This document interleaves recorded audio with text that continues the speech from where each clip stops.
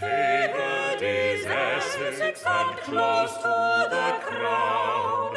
Nobles like him do fare up more than down. His family's too grand to jail, too rich to jail. But if Essex disobeys the Queen, she'll put him in the ground. Good day, my lord. I must own, your lordship's visit to my chambers does surprise me, for I'd believed, well, indeed all of England believes, that you are in Ireland at present. Did anyone see me? No? Good. Now bid your manservant close the shutters. As your lordship pleases. William! William! Pray close the shutters. Yes, all of them. And fetch us some candles. I pray the counsel you give me this day be wise, sirrah, for I find myself in the most desperate of predicaments. Indeed, I pray your advice be wiser than it was the last time. Your suggestion I cajole the Queen with my tender favours. Forsooth, it worked only too well. The old bat took to calling me her best boy, and sent me off on this damnable quest to put down the Irish rebellion. I know well, sir, for I was part of the great parade down the streets of London to see you off. And now you are back from Ireland victorious, are you not? Ah, I see by your face. Not so much. God's breath! Have you seen the Irish? They are savages. That Irish chieftain O'Neill and his band of fen-born brutes are especially bad. Forsooth, they sound most fearsome. 'Tis a mercy you escaped with your life, and are now back home safe in England. Nay, I am not yet safe in England, I fear. For when the Queen finds out that I made a truce with O'Neill, heaven only knows how ill she will take it. Even my leaving Ireland without her permission will doubtless vex her. Then the Queen has not been informed of your return? Nay, she knows yet nothing of it. I am at present taking refuge with my sister, the Countess of Devonshire, at her country estate. But I cannot hide there forever. Hence I am come to you this day so that the stars may advise me on how I may extract myself from my current predicament and win back the favour of the Queen. Then let us see what the stars advise. How might Lord Devereux escape the displeasure of Her Majesty the Queen and regain her favour?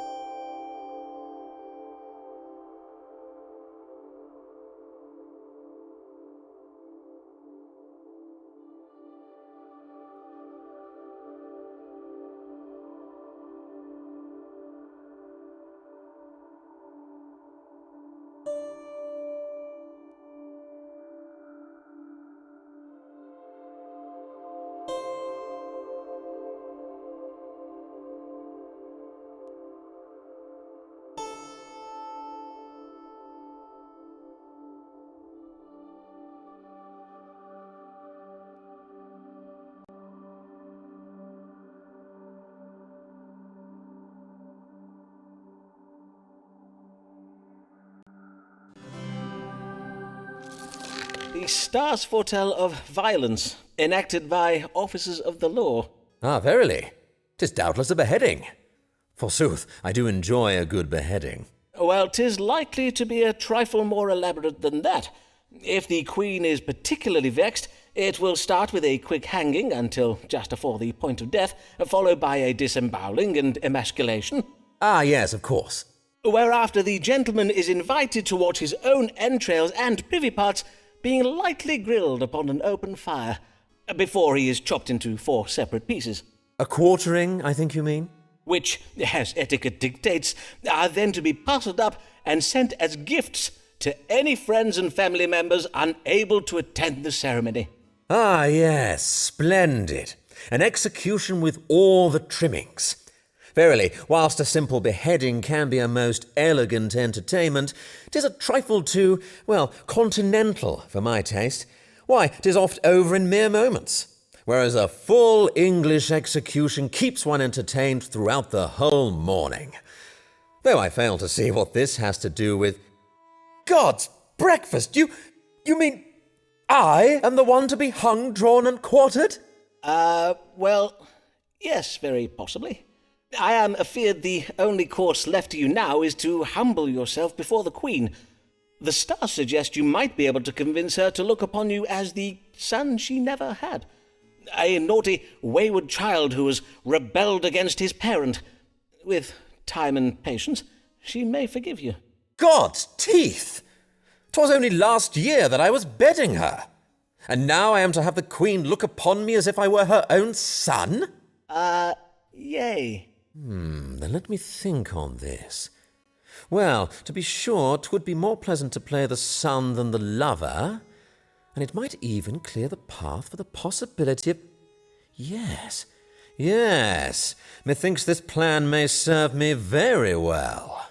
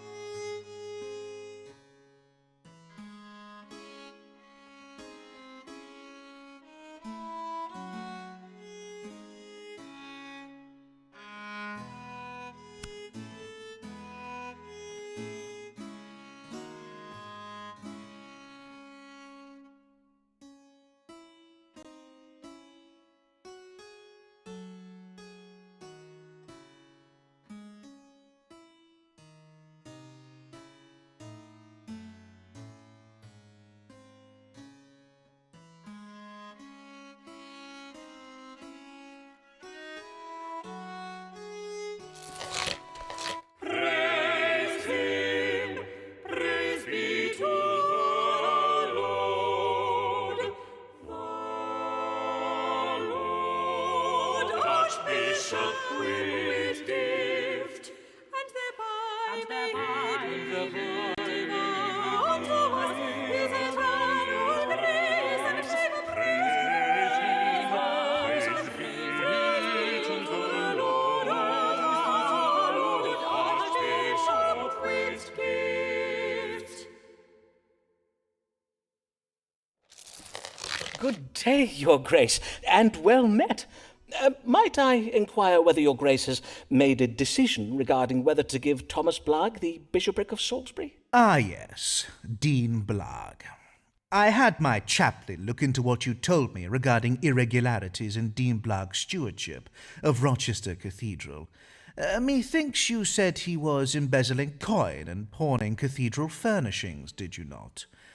Well, it seems you did speak true. Oh, indeed? Of course, I will make nothing of it, as I wish to avoid the scandal. I merely told Dean Blagg that I could not offer him the bishopric due to various episcopal and doctrinal constraints. Of course. And what problem would Your Grace wish me to address this day? Oh, 'tis a problem with my other deans. With each passing day there seems to be a new dean at the palace gates, come to petition me for this wretched bishopric of Salisbury. Presently, 'tis Owen Wood, the Dean of Armagh. Since he returned from Ireland, he talks of nothing else. How tiresome for Your Grace. Indeed. I have told Owen that I am giving his request careful consideration, but in my experience, this only delays a dean for so long. I do have to grant the occasional bishopric, or else my deans become restless. Doubtless, Your Grace. But after what I learned about Dean Blagg, I must take care to exercise caution. Hence, I would have you tell me anything you know, that is, anything the stars reveal, about Owen Wood, that would render him unsuitable to perform the role of bishop. Then let us ask the stars. Is there any reason why the Most Reverend John Whitgift, the Archbishop of Canterbury, should not grant Owen Wood the bishopric of Salisbury?